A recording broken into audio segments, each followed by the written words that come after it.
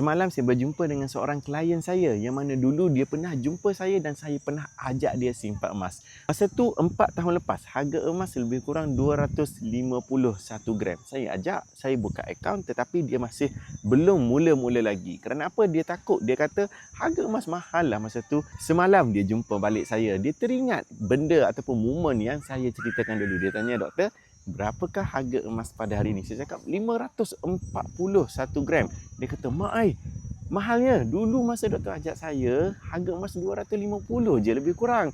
Menyesal betul saya tak join pada masa tu. Begitulah kita dengan emas ni tuan-puan. Kalau kita tidak mula, sampai bila-bila pun kita tidak akan ada mindset yang betul. Dengan emas ialah mula dahulu baru tunggu. Bukan tunggu dahulu baru mula. Sebab kalau kita menunggu momen yang perfect, kita menunggu peluang yang paling perfect, yang paling sempurna, tidak akan datang. Yang ada hanyalah kekuatan ataupun kita punya keinginan yang tinggi untuk ada juga simpanan. Seperti yang mana ramai orang yang telah pun ada simpanan emas.